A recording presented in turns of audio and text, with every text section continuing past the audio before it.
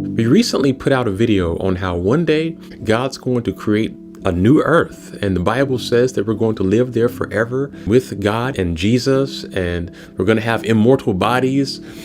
And a few people commented and said, well, great, but why didn't God just start out with the perfect world? And I think it's a great question. And I think there are many ways you could answer that. Some people would argue that, well, in a way, he kind of did start out with the perfect world with Adam and Eve. You know, there was no sin or anything in Eden at the time. But, you know, one thing I really think we have to remember is this. From the very beginning, God has always wanted really one big thing: a family of children, immortal children who could think and would choose him. And so he, as you know, he created the angels. But the Bible says many of them, with Satan, chose to leave God and do their own thing. Basically, they didn't appreciate what they had. I mean, look, they had immortal bodies. They had no pain. They had the presence of God right there. They were just created with it. And yet they left that. They didn't appreciate it. So in a way, it's almost like God says, okay, I'm going to create a being who will appreciate my presence, who will appreciate the immortal life.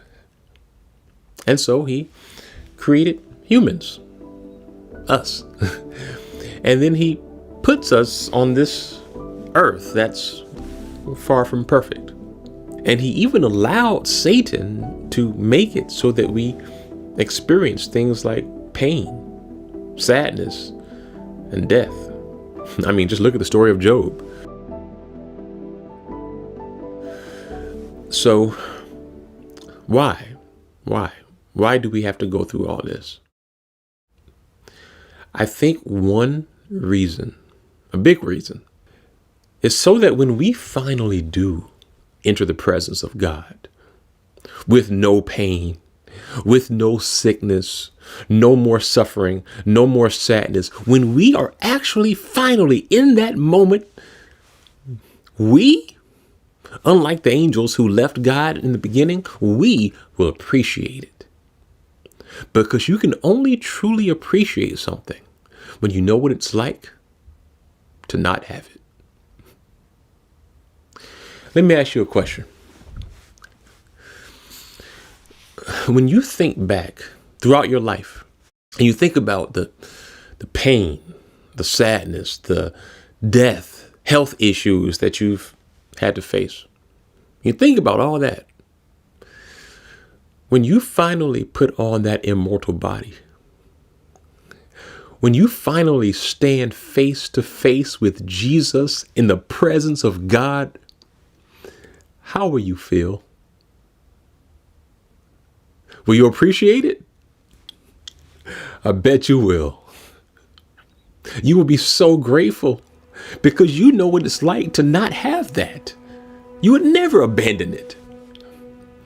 And so, in a way, this world, this age, has filtered out those who will truly appreciate God and those who desire God.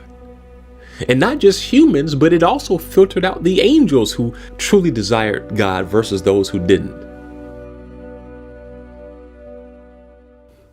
And so in the end, God's going to get exactly what he has always wanted: an immortal family of children who choose him. And in this anti-God, sinful world of temptation, if you are one of the few who can stand and boldly say, I choose to be on God's side, I love God, I desire God, and Jesus is my King.